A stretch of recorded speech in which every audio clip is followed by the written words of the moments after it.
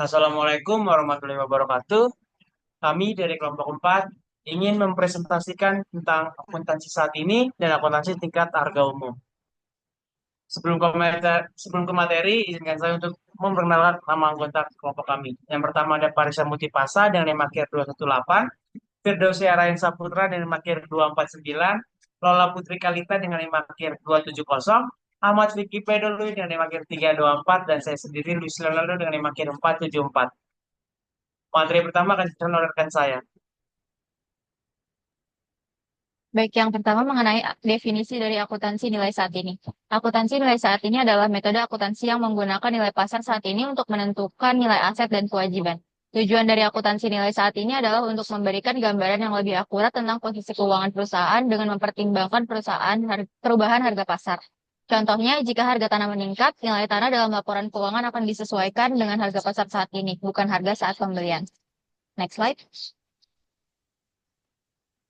Selanjutnya mengenai akuntansi tingkat harga umum.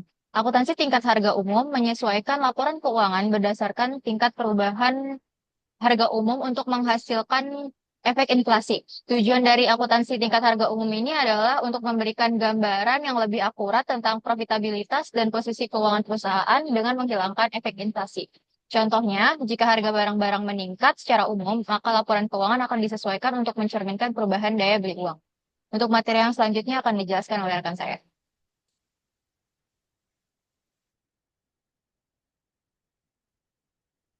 Baik, selanjutnya merupakan penyesuaian pos khusus akibat perubahan tingkat harga umum. Penyesuaian pos khusus akibat perubahan tingkat harga umum sangat penting untuk memastikan laporan keuangan tetap relevan dan akurat. Perubahan tingkat harga umum menyebabkan nilai uang berubah dari waktu ke waktu, sehingga aset dan liabilitas yang tercatat dalam laporan keuangan perlu disesuaikan. Ada beberapa pos yang perlu disesuaikan. Yang pertama, nilai aset yang dinilai berdasarkan biaya historis perlu disesuaikan untuk mencerminkan kenaikan nilai yang disebabkan oleh inflasi. Yang kedua, liabilitas yang perlu dibayarkan di masa depan juga harus disesuaikan untuk kenaikan nilai yang disebabkan oleh inflasi. Yang ketiga, penyesuaian juga diperlukan untuk pos moneter seperti kas, rekening bank, dan piutang serta utang. Next slide.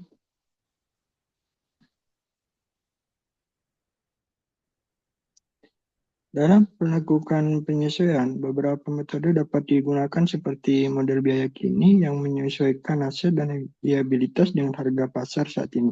Dan model daya beli yang menggunakan indeks harga umum. Ketepatan dalam penyesuaian sangat penting untuk menjaga relevansi dan akurasi laporan keuangan. Sehingga pemilihan metode yang tepat menggunakan data yang akurat dan penyesuaian yang konsisten dari periode ke periode sangatlah krusial. Jika penyesuaian tidak dilakukan dengan tepat, maka dapat menyebabkan intervensi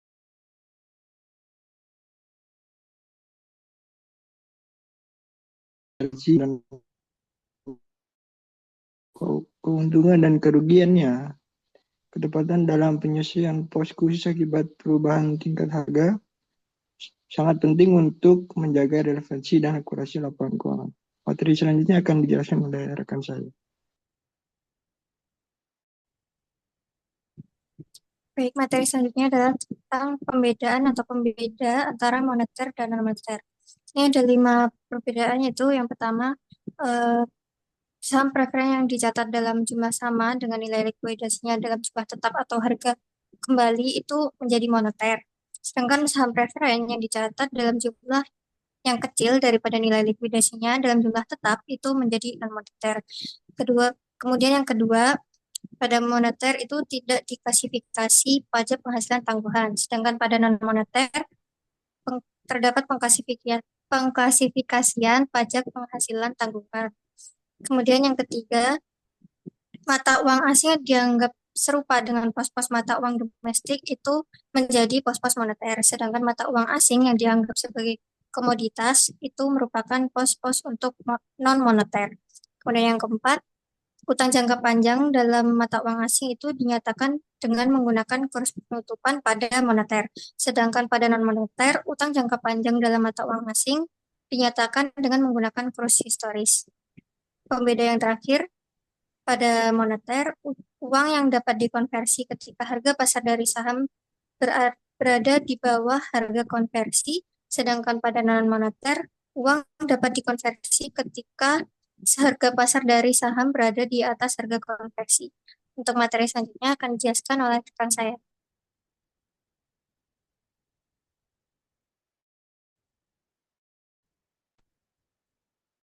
Di sini ada indeks harga.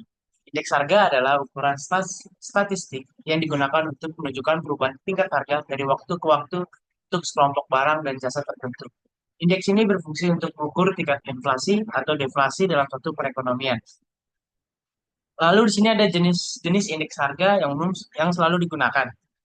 Yang pertama ada indeks harga konsumen atau Consumer Price Index atau CPI yang mengukur rata-rata perubahan harga yang dibayar oleh konsumen atas barang dan jasa kebutuhan rumah tangga. Lalu yang kedua ada indeks harga produsen, Producer Price Index atau PPI, mengukur harga rata-rata yang diterima oleh produsen atas hasil produksinya. Lalu yang terakhir ada indeks harga perdagangan besar atau bisa disebut Wholesale Price Index atau WPI, yaitu mengukur harga barang dalam perdagangan grosir. Selanjutnya akan dijelaskan oleh rekan saya. Selanjutnya ada alasan yang mendukung akuntansi tingkat harga umum. Yang pertama itu laporan keuangan yang tidak disesuaikan dengan perubahan tingkat harga umum akan terdiri dari berbagai jenis aset dan klaim yang disajikan dalam nilai dolar dengan daya beli yang berbeda. Kemudian yang kedua yaitu akuntansi biaya historis konvensional tidak mengukur pendapatan secara memadai akibat penandingan nilai dolar dari ukuran yang berbeda pada laporan laba rugi, sehingga biaya-biaya yang terjadi pada periode sebelumnya tertutupi oleh pendapatan yang biasanya disajikan dalam nilai dolar kini. Kemudian yang ketiga yaitu akuntansi tingkat harga umum relatif mudah untuk diterapkan. Dan yang keempat, akuntansi tingkat harga umum memberikan informasi yang sesuai untuk digunakan bagi manajemen dan untuk evaluasi. Next slide.